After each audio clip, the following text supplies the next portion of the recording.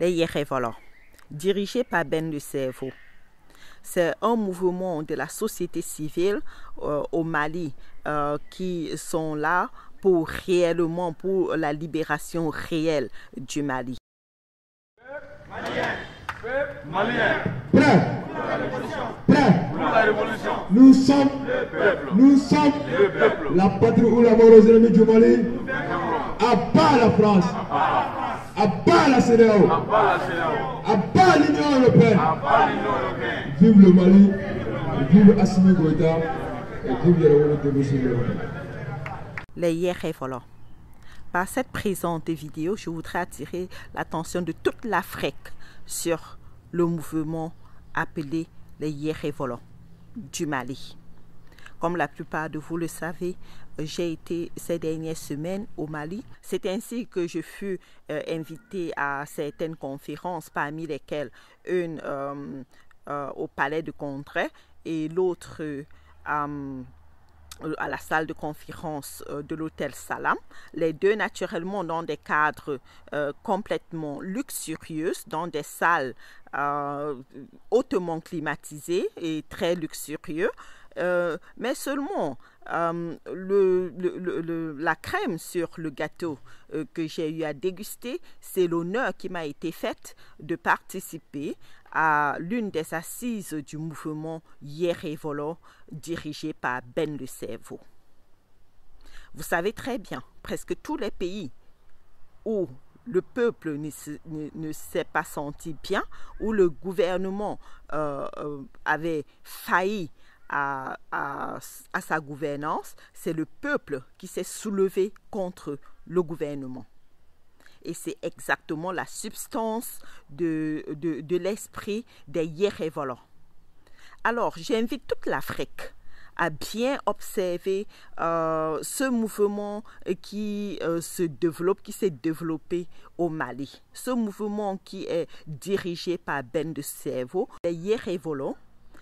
C'est un groupe de jeunes personnes et naturellement aussi encadré par des personnes d'un certain âge. Ils se rencontrent comme ça déjà depuis plusieurs années, tous les mardis généralement, une fois la semaine, pour faire le bilan, partager des informations et développer des plans à mettre en action pour la libération de l'Afrique. J'ai été impressionnée.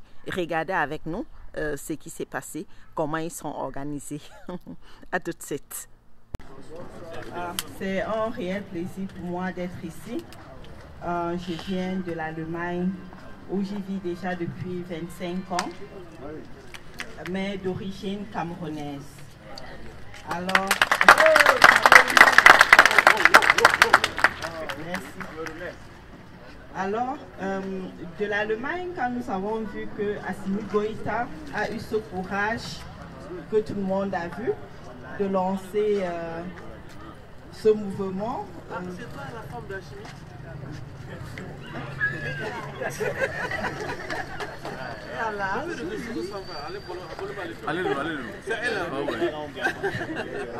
Donc voilà, nous sommes restés et puis subitement c'était un colonel très courageux, un de nos frères africains qui a lancé, qui a eu cette audace de provoquer ce qu'il avait provoqué.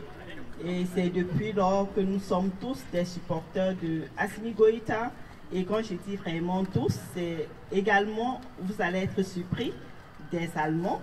Il faut que je sois sincère, parce que ce que nous ignorons dans notre combat pour la libération de l'Afrique, parce que justement c'est de ça qu'il s'agit, nous avons comme pour impression qu'il n'y a que nous les Noirs qui souffrons de la situation qui se passe en Afrique.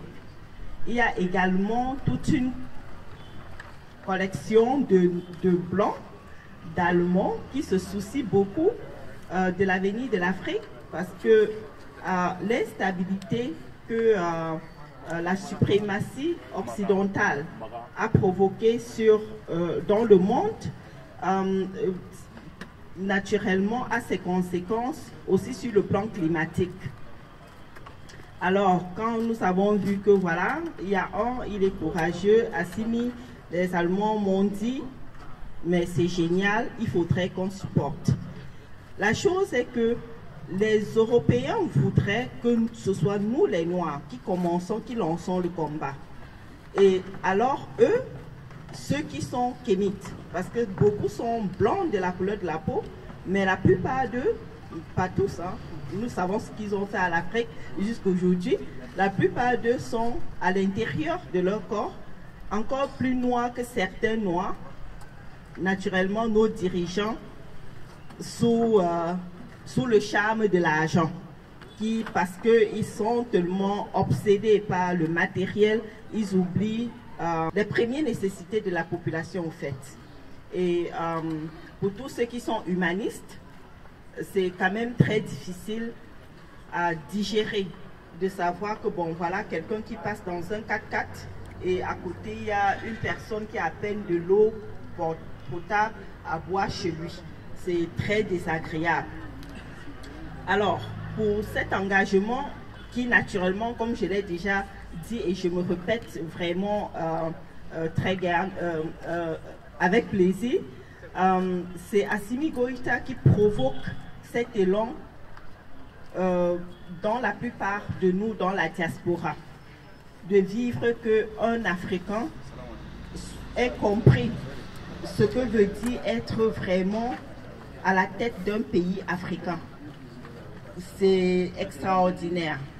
Et nous, qui ne sommes pas des Maliens, mais qui sont des Camerounais, des Africains en général, je pense que le Mali est en train de nous présenter le miroir de l'Afrique de demain. Et ce qui sera naturellement une Afrique libre. Moi, je vais vous raconter quelque chose. On était à l'hôtel Salam. Je me suis sentie très frustrée. Parce qu'une fois là-bas, on se retourne, c'est des blancs de toute nationalité, avec des fusils, je veux dire, dans notre Afrique à nous. Je trouve que c'est assez insolent quand même. Parce que moi, ayant vécu 25 ans en Allemagne, je vais rentrer dans quelques jours, j'ai jamais vu de ma vie une équipe de policiers, peut-être de 10 personnes, qui est plus d'un seul noir. Alors, si nous n'allons pas envahir leur sécurité en Occident, la question que nous nous posons, c'est de quel droit eux, ils viennent nous envahir ici. Très bonne question.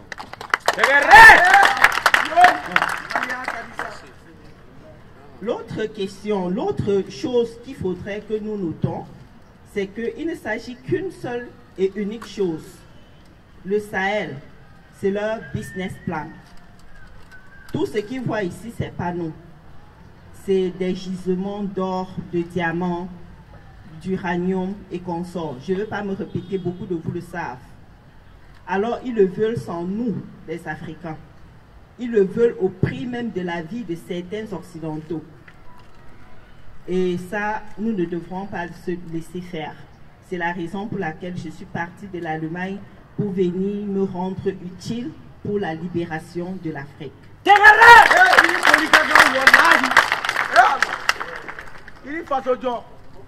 Je vous ai entendu faire circuler des informations.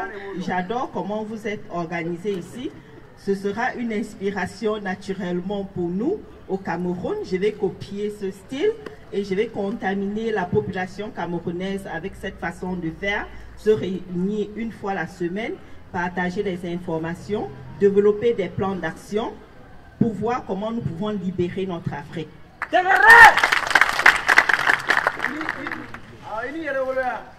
Et aussi, pendant les informations, à ce que je sache, il n'a pas été évoqué une chose très importante.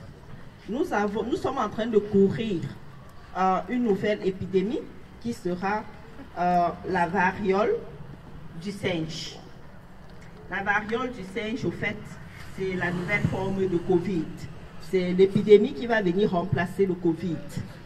Et nous savons très bien, le président Poutine, il est en guerre avec l'Occident et avec l'OTAN et ses alliés européens. Et il a eu à évoquer déjà, nous n'avons pas de preuves, mais il a évoqué il y a eu beaucoup de laboratoires qui avaient été construits en Ukraine, en Ukraine pour développer les bactéries qui seront au fait de nouvelles armes pour détruire les Africains afin de bien exploiter nos richesses minières. Alors là maintenant, ils sont en train de dire, ils ont les nouveaux cas de variole de singe qu'ils ont déjà localisés en Australie, en Espagne et je ne sais pas trop quoi. Et aujourd'hui, ils disent que les premiers cas en Afrique ont été localisés au Nigeria. Et nous savons tous que leur nouveau laboratoire a été installé au Nigeria. La raison pour laquelle je fais allusion rapidement à ce petit détail, c'est que faisons attention. Il ne faudrait pas que nous permettions qu'on nous injecte quoi que ce soit dans le corps. Il n'y a personne d'autre qui viendra nous protéger. En tous les cas, il est hors de question qu'on nous injecte quoi que ce soit dans le corps. C'est de ça qu'il s'agit. Merci. Merci beaucoup. Merci beaucoup, madame. Merci. Voilà, Clémentine depuis Douala Bafoussam Bamenda. Nous sommes la patrie où la mort aux ennemis du Mali. À part la France, à part la CEDEAO, à part l'Union européenne. Vive le Mali, vive Assimi Goïta et vive les Royaumes de Moussou.